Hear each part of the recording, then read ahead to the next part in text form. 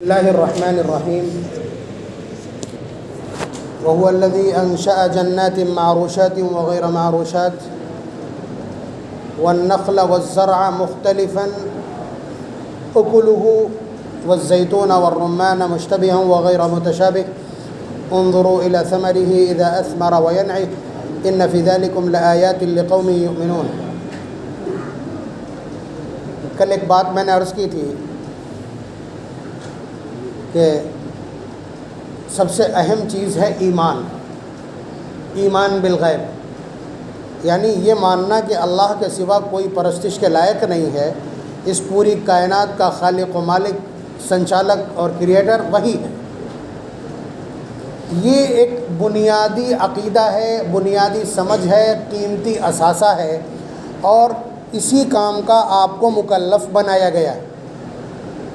بہت حیرت ہوگی جس طرح سے میں چیزوں کی تفریح کرنے جا رہا ہوں، اس کے علاوہ جو کچھ بھی ہے وہ صرف اسی کی پریکشا ہے۔ نماز بہت بڑی عبادت ہے لیکن پریکشا اسی کی ہے۔ آپ نے کلیم کیا ہے، اگر آپ نے ایمان قبول کر لیا، اگر آپ نے ایمان قبول کر لیا تو یہ آپ کا ایک کلیم ہے، ایک دعویٰ ہے کہ میں نے مانا کہ اللہ کے سوا کوئی قابل پرستش نہیں، میں اس پر ایمان لایا۔ اب اللہ تبارک و تعالیٰ کا حکم ہے نماز پڑھنا، آپ پڑھ رہے ہیں، اس کا مطلب آپ نے اپنے پروردگار کی بات مان لی، اور اس میں طرح طرح کی ذلت ہے، گھٹنے بھی ٹیکے جاتے ہیں، ٹھیک ہے، اور سر بھی جھکایا جاتا ہے، ادب سے کھڑا بھی ہوا جاتا ہے، ہاتھ بھی جوڑے جاتے، باندھے جاتے ہیں، ٹھیک، ہاتھ اٹھا کے بھیک بھی مانگی جاتی ہے، ناک بھی رگڑی جاتی ہے۔ جو چیزیں آپ پسند نہیں کرتے وہ اس میں انکلوڈ ہیں۔ اگر یہ ساری چیزیں آپ نے مان لی تو اس کا مطلب یہ ہے کہ آپ کا کلیم وتھ ایویڈنس ہے، یعنی آپ کے اس دعوے کے اوپر آپ کے پاس دلائل اور شواہد بھی موجود ہیں۔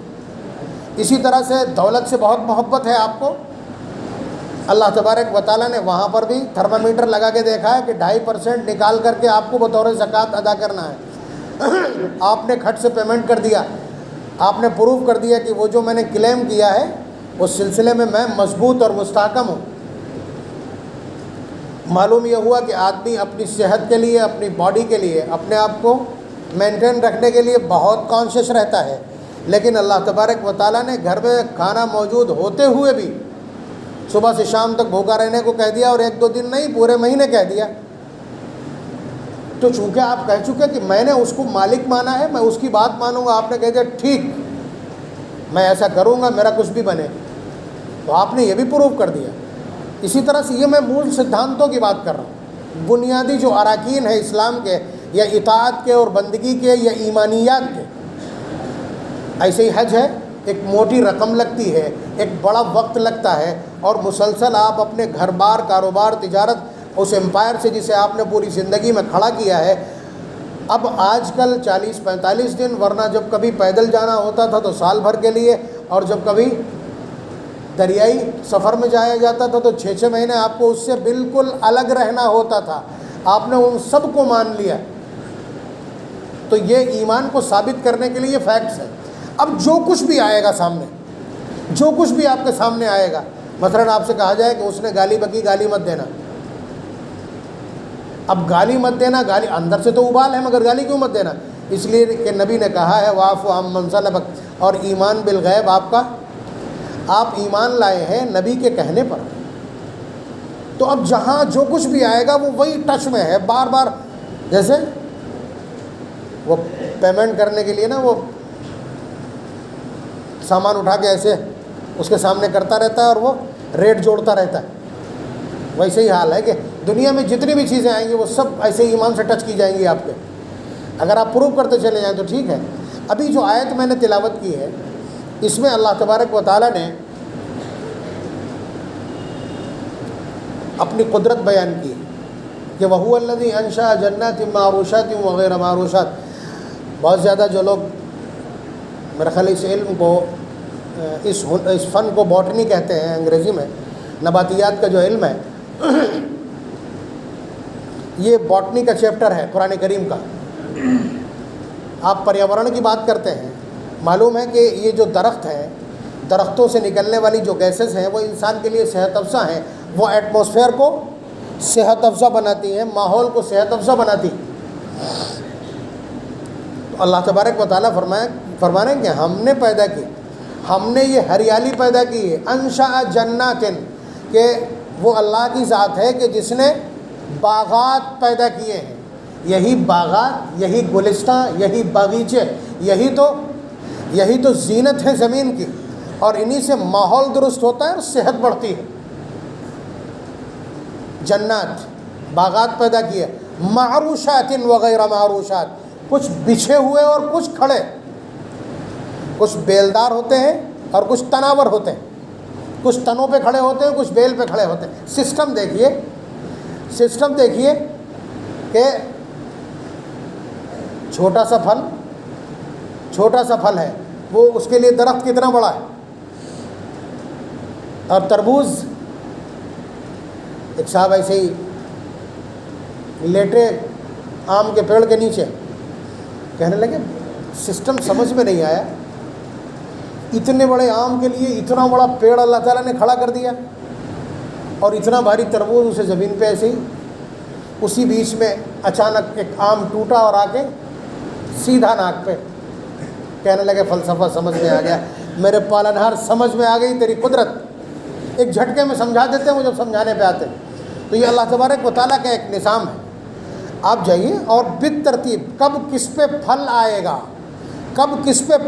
گا یہ آپ کی ضرورت کے موافق۔ دیکھیے آپ کو ایمان کے لیے پیدا کیا ہے تو پھر آپ کی صحت کا خیال بھی وہی رکھتے ہیں۔ ہم موسم کے حساب سے بات کرتے ہیں، ٹھیک ہے، ایک جھلک آپ کی خدمت میں پیش کر رہے ہیں۔ آپ پوری سردی گرم غذائیں استعمال کرتے ہیں، تلی استعمال کرتے ہیں، مونگ پھلیاں کھاتے ہیں، کاجو، بادام اور پمکینس وغیرہ، یہ تمام جتنے بھی گرم فروٹس ہیں وہ سارے کے سارے آپ استعمال کرتے ہیں، اور پانی آپ پیتے نہیں۔ جنوری میں منہ سے پانی کوئی نہیں لگاتا، تو اندر کی صورتحال کیا ہے کہ آپ نے آگ دفن کر رکھی۔ اب اس کے بعد سردی جیسے تیسے تو آپ کاٹ لاتے ہیں، اس بیچ میں موسم کے پھل کیا موجود ہوتے ہیں؟ آپ جب بھی دیکھیں گے جس کو بھی اٹیک پڑے گا اسی موسم میں پڑے گا، برین ہیمریج ہوگا اسی موسم میں ہوگا۔ وجہ کہ پانی اندر جا نہیں رہا، گرم غذائیں استعمال کر رہے ہیں، خون گاڑھا ہو گیا ہے، خون چل نہیں رہا ہے، اس خون کو جیسے ہی ٹھنڈی ہوا لگے گی جام ہو جائے گا، اس لیے کہ رفتار ہے نہیں، وہ فوراً جم جائے گا۔ جیسے بہتا ہوا پانی آسانی سے نہیں جمتا ہے، ٹھہرا ہوا پانی آسانی سے جم جاتا ہے، تو خون میں رفتار نہیں ہے، آسانی سے جم جاتا ہے ذرا سی ہوا لگنے سے، تو ہیمریج کے کیسز زیادہ ہوتے ہیں۔ تو ایسے وقت میں جتنے بھی پھل آپ کو مارکیٹ میں ملیں گے سب وٹامن سی کے ہوں گے۔ مثلاً کنو موجود ہوتا ہے، وٹامن سی کا سب سے بڑا سوتر ہے، ٹھیک ہے۔ امرود ملے گا، بہت بڑا سوتر ہے، ٹھیک۔ اس کے علاوہ بیر دکھائی پڑے گا، ڈاکٹر سے پوچھیے گا، میں تو اس سلسلے کا، اس میدان کا نابلد آدمی ہوں، تو آپ دیکھیں گے کہ آپ کے جسم کی اصلاح کے لیے جتنی چیزوں کی ضرورت ہے وہ مارکیٹ میں اتار دی جاتی ہے۔ آپ نے وہاں ایسا کیا، پھر اس کے بعد جیسے ہی فروری شروع ہوتی ہے تو پچھوا ہوا چلنا شروع ہوتی ہے جو آپ کے مسامات کو اور آپ کی اسکن کو سکھا دیتی ہے۔ ویسے ہی جیسے ہی آپ اس موسم میں داخل ہوتے ہیں مارچ کے شروع ہفتے میں، تو مارکیٹ میں کیا موجود ہوتا ہے؟ انگور اور سنترا، جو مسلسل آپ کی اس خشکی کو دور کر کے اور آپ کے جسم کو اور جسم کے نظام کو اور آپ کی توانائی کو اعتدال پہ لاتا ہے۔ اس کے بعد ابھی اپریل میں یہ ہوائیں تھوڑا گرم ہونا شروع ہوں گی، تو پھر مارکیٹ میں کیا دکھے گا آپ کو؟ معروشات میں سے کھیرا اور ککڑی دکھائی پڑے گی، جو تقریباً 80% پانی ہوتا ہے، جو آپ کو اس خشکی سے بچائے گا۔ پھر اس سے آگے کا جو دور آئے گا مئی سے لے کر کے 15 جون تک کا یا آخر جون تک کا، وہ خالص لپٹ کا ہے کہ جس میں ایک بار آپ دھوپ میں نکلیں گے اور اس کے بعد آپ کی پوری اسکن ڈرائی ہو جائے گی، جتنا اسٹور ہے پانی وہ سارا کا سارا کھول جائے گا۔ تو ایسے میں اللہ تبارک و تعالیٰ نے آپ کے لیے جو اسپیشل نظام بنایا ہے وہ تربوز کا ہے، جس میں ایسے کر کے ہاتھ ماریں گے تو پانی کے سوا کچھ بچے گا نہیں، انگریزی میں اسے واٹر میلن کہتے ہیں۔ تو آپ اندازہ کیجئے یہ اللہ تبارک و تعالیٰ کا ایک نظام ہے، انہوں نے اپنا پورا سسٹم تمہاری صحت کے لیے بنایا ہے۔ کہا نا نبی نے، ان الدنیا خلقت لکم، دنیا کی ایک ایک چیز، ایک ایک ذرہ، ایک ایک پودا، ایک ایک درخت اور ایک ایک پھل تمہارے نفع کے لیے، تمہیں صحت مند اور توانا رکھنے کے لیے، اور تمہیں بہترین موسم میں بہترین ماحول میں زندگی گزروانے کے لیے ہے، لیکن اتنا یاد رکھنا انکم خلقتم للآخرہ، تمہیں آخرت کی تیاری کے لیے پیدا کیا گیا ہے۔ تو یہ آیات جتنی بھی آئیں گی سب کا آخری ٹچ، فائنل ٹچ یہ ہوگا، یہ آیت پوری ہے، آیت پوری ہے، اور آخری جملہ دیکھیے ان فی ذلکم لآیات لقوم یؤمنون، اس میں نشانیاں ہیں اس قوم کے لیے جو ایمان رکھتی۔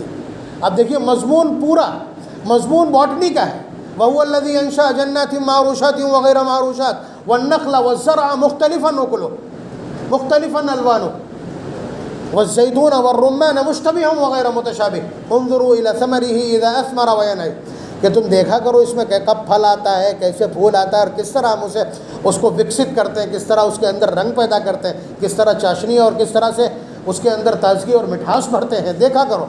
اور آخر میں وہی ان فی ذلکم لآیات لقوم یؤمنون، قرآن کی ساری آیات، قرآن کے سارے مضامین، نبی کے سارے پیغامات، انبیاء علیہ السلام کی پوری زندگی کا نچوڑ اتنا ہی ہوتا ہے کہ تمہارے ایمان کو تازگی مل جائے، تم اپنے اس ایمان کو زندہ رکھو، اور آخر وقت تک تمہیں وہ لے کر کے جانا ہے۔ اگر اسے نہ بچا پائے تو پھر اس زندگی کا کوئی حاصل نہیں ہے۔ اللہ تبارک و تعالی ہم سب کو یہ سبق سمجھنے کی توفیق مرحمت فرمائے۔ وآخر دعوانا الحمدللہ رب العالمین۔